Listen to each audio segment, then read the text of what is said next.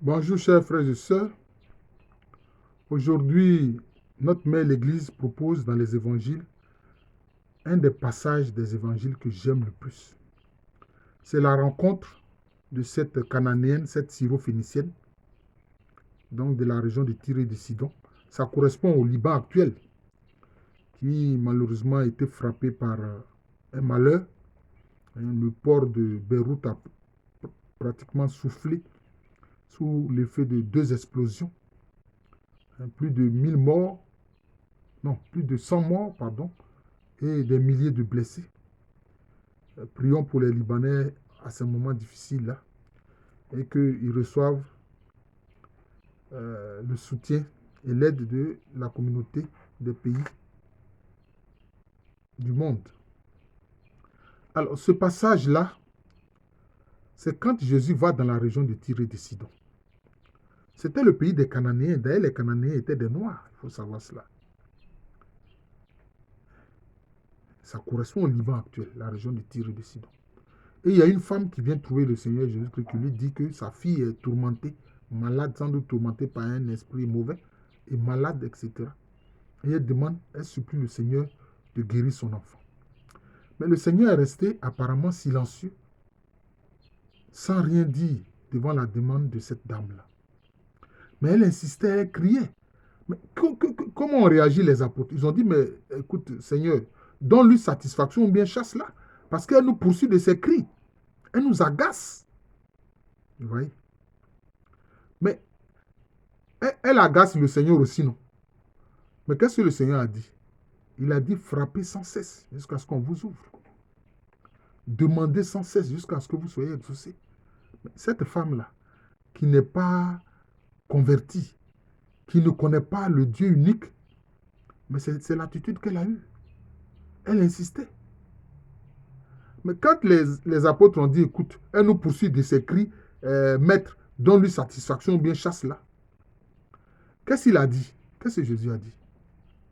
Il a dit à la dame, il n'est pas bon de prendre le pain des enfants pour le jeter aux petits chiens. On pourrait dire que les paroles de Jésus sont dures. Comme on dit en Côte d'Ivoire, là, il a mal parlé à la femme. Oui, c'est comme ça on dit en Côte d'Ivoire, il a mal parlé à la femme. Mais est-ce que la femme s'est énervée? Mais pourquoi Jésus a dit ça? D'aucuns disent que non, Jésus a dit ça parce que c'est une syro-phénicienne, parce que c'est une cananéenne. Les gens voient la race partout. Il n'y a qu'une seule race humaine, il ne s'agit pas de ça. Si Jésus a réagi ainsi, c'est parce que c'est une païenne. C'est une païenne. Elle ne connaît pas le vrai Dieu. Le Dieu unique, elle ne connaît pas. Vous voyez? C'est pour ça qu'au départ, il lui a dit, je n'ai été envoyé que aux brebis perdues d'Israël, aux enfants égarés d'Israël. C'est comme ça. C'est pour ça que même après sa résurrection, il a dit d'abord à ses disciples, d'abord cherchez à convertir les gens en Israël. Et puis après, vous irez jusqu'aux extrémités de la terre. Ouais, il faut commencer par un noyau. Mais parce que cette région de Tyr et de Sidon, quelle était la fausse divinité qui était la plus adorée là-bas? Mais c'est Baal. C'est Baal à qui on sacrifiait des enfants. Vous voyez? D'ailleurs, il y a encore une ville du Liban qui s'appelle Baalbek. Vous voyez? Baalbek. Oui. Ça dit quoi? Ça dit la maison de Baal. Le lieu de la maison de Baal.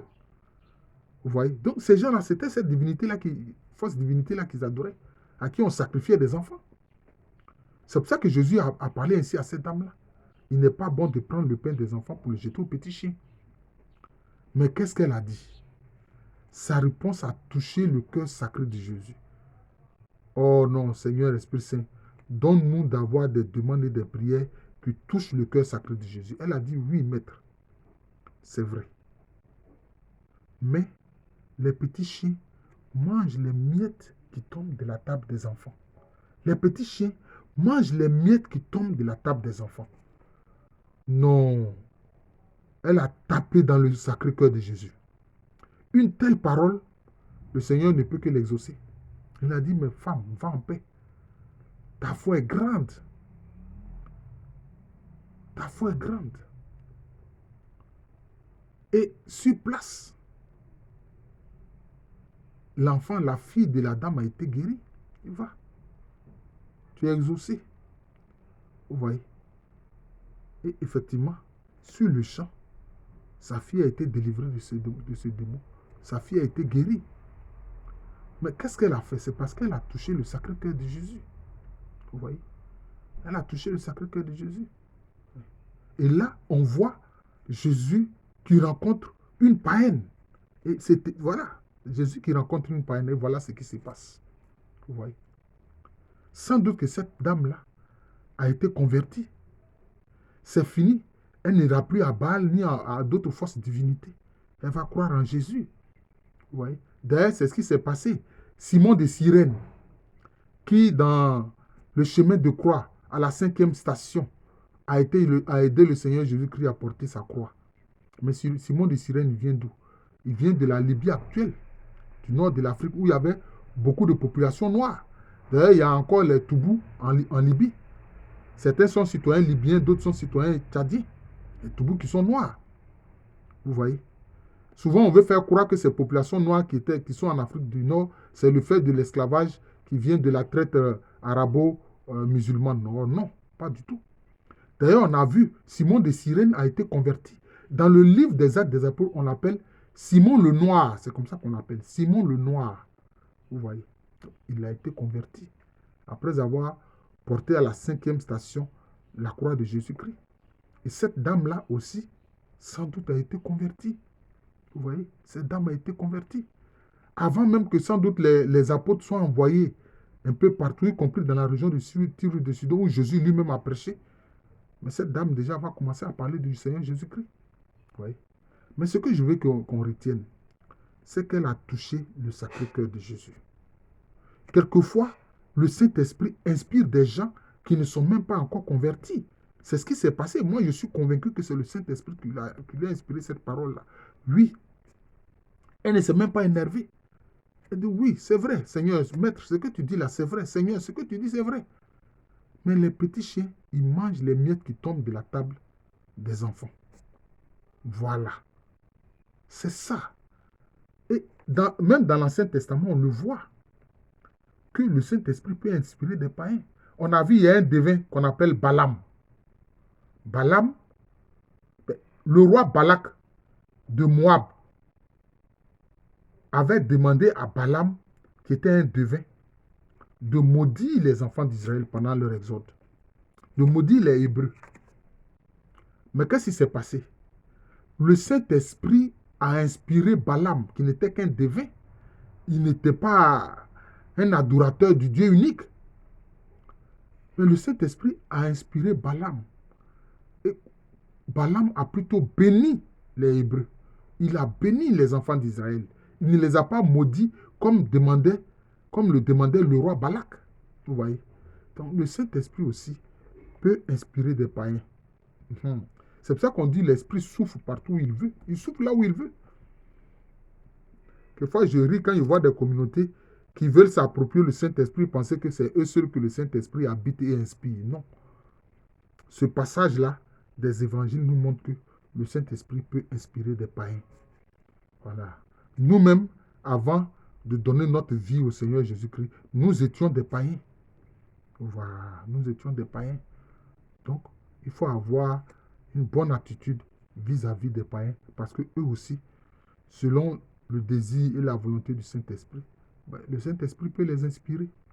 Je crois que c'est ce qui s'est passé ici concernant cette syro-phénicienne, cette cananéenne, qui a touché le Sacré-Cœur de Jésus.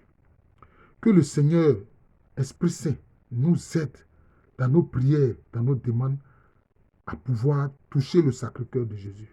Parce que quand le Sacré-Cœur de Jésus-Christ est touché par nos paroles, par notre demande, nous sommes toujours exaucés. Nous sommes alors toujours exaucés. C'est important. Donc ce passage que l'Église, notre mère, nous propose aujourd'hui dans l'Évangile, c'est vraiment un passage fondamental. Moi-même, je dis que c'est l'un des passages qui me plaît le plus dans les Évangiles. Ah oui.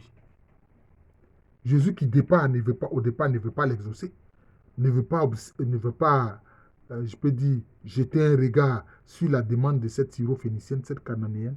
Et puis après, de tout autour, maintenant, qu'est-ce qu'il dit? Il dit, femme, ta foi est grande. que ta demande soit exaucée, que ta fille soit guérie et que tu sois satisfaite.